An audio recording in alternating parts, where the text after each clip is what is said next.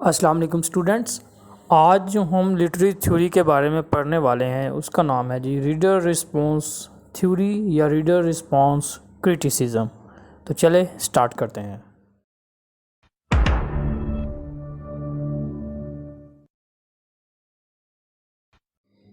تو reader response theory کی اگر ہم ڈیفینیشن کی بات کریں تو ریڈر رسپانس تھیوری کی ڈیفینیشن ہوگی the theory focus on reader یا audience and their experience of a literary work in contrast to other schools and theories۔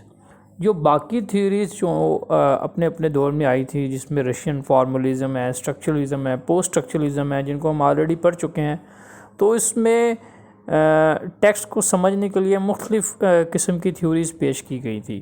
تو ریڈر رسپانس تھیوریز کے اندر جو ہے وہ ریڈر اور آڈینس پہ مین فوکس کیا گیا تھا کہ کسی بھی ٹیکسٹ میں سے میننگ نکالنے کے لیے ریڈر یا آڈینس جو ہے جو وہ موسٹ امپورٹنٹ ہے۔ وہ جب تک پڑھے گا نہیں، جب تک اس کو سمجھے گا نہیں، تو اس میں سے کوئی میننگ اخذ نہیں کر سکتا۔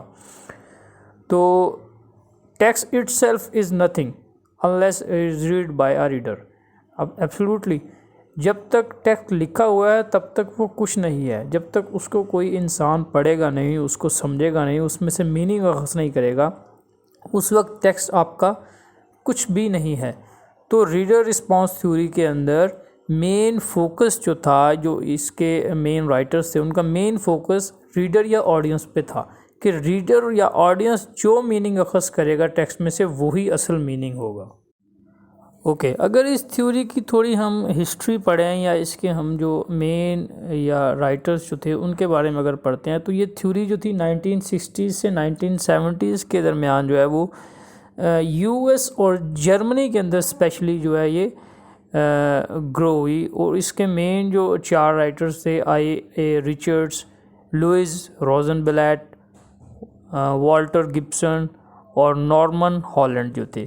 یہ ایک گروپ تھا کیمبرج کے انڈر گریجویٹس کا، جو انڈر گریجویٹس سے ابھی تک، اور ان لوگوں نے گروپ ایک بنا کے اس کے اوپر اپنی تھیوری پیش کی، جس کا نام ہم نے رکھا ریڈر رسپانس تھیوری یا ریڈر رسپانس کرٹیسزم۔ تو ریڈر رسپانس تھیوری پہ جو ریئیکشنز آئے مختلف رائٹرز کے، مختلف انٹلیکچوئلز کے اس دور کے، ان ہم پڑھتے ہیں، ان کو پڑھتے ہیں تو وہ کیا کیا آبجیکشنز تھے۔ وہ کہتے ہیں this theory is not applicable because emotions, fears and memories of past. کہ ایک ریڈر جو ہے وہ اگر ایک ٹیکسٹ کو پڑھ رہا ہے تو اس کے اندر ایموشنز بھی پائے جا رہے ہیں، اس کے اندر ڈر بھی پایا جا رہا ہے، اور اس کے اندر مختلف قسم کی پاسٹ کی میموریز بھی پائی جا رہی ہیں۔ تو اس کے لیے ٹیکسٹ میں سے میننگ اخذ کرنا یا بالکل ایگزیکٹ میننگ اخذ کرنا بہت مشکل ہے۔ جو دوسرا آبجیکشن انہوں نے دیا وہ تھا کہ psychological experience of the reader, کہ ایک ریڈر جو بک کو ریڈ کر رہا ہے اس کا مختلف قسم کا سائیکلوجیکل ایکسپیرینس ہو سکتا ہے۔ سم come from the village and other from the city. کوئی اچھے پڑھے لکھے بیک گراؤنڈ سے ہو سکتا ہے، کوئی جو ہے وہ بہت زیادہ بیک گراؤنڈ اس کا اچھا نہیں ہو سکتا پڑھائی میں، تو اس سے بھی میننگ اخذ کرنے میں فرق آئے گا۔ ایک ریڈر میننگ کچھ اور اخذ کر رہا ہوگا اور دوسرا ریڈر جو ہے اسی ٹیکسٹ میں سے کچھ اور میننگ اخذ کر رہا ہوگا۔ تیسرا جو آبجیکشن کیا ان لوگوں نے کہ social conditions and previous knowledge of reader, کہ ریڈر کا جو پریویس نالج ہے وہ بہت زیادہ میٹر کرتا ہے کسی بھی ٹیکسٹ میں سے میننگ نکالنے کے لیے، تو وہ ہر انسان کا مختلف ہوتا ہے۔ تو فائنلی انہوں نے یہ ڈیسائیڈ کیا کہ this theory not possible for reader, کہ ریڈر کے لیے یہ پاسبل نہیں ہے کہ اس تھیوری کو یوز کرتے ہوئے ان بائسڈ قسم کا ایک ٹیکسٹ میں سے میننگ نکال سکے۔ کوئی نہ کوئی شخص میں کسی نہ کسی کی طرف کچھ نہ کچھ رجحان یا ملان ہوتا ہے، تو وہ میننگ اخذ کرتے ہوئے ہمیشہ اس کی سائڈ لے گا، تو ان بائسڈ قسم کا میننگ نکالنا بہت مشکل ہے۔ اس کے علاوہ جو کچھ آبجیکشنز آئے ریڈر رسپانس تھیوری پہ وہ تھے کہ سم reader read it objectively and others سبجیکٹیولی۔ کچھ ریڈر اس کو آبجیکٹیو ہو کر پڑھیں گے اور کچھ ریڈر اس کو سبجیکٹیو ہو کے پڑھیں گے۔ مطلب کچھ ریڈر اس ٹیکسٹ کو اپنے اوپر اپلائی کریں گے اور کچھ ریڈر جو ہیں اس ٹیکسٹ کو ایز سائڈ پہ کھڑے ہو کے دیکھیں گے کہ یہ ہم پہ نہیں اپلائی ہو رہا ہے، یہ ٹیکسٹ یہ کسی اور پہ اپلائی ہو رہا ہے. تو یہاں پہ بھی تھوڑا کنٹروورشل سی چیزیں آ جاتی ہیں.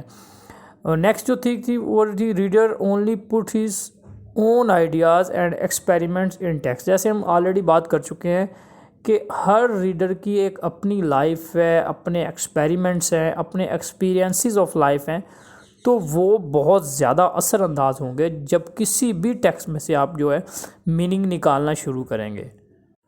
اور لاسٹ میں پھر سے وہی بات کہ ریڈر رسپانس تھیوری کیا ہے کہ جو رائٹر یا جو آتھر ہوتا ہے وہ کوئی بھی کسی بھی قسم کا کوڈ جو ہے وہ اپنے ٹیکسٹ کے اندر، اپنی بکس کے اندر کوڈڈ کرتا ہے.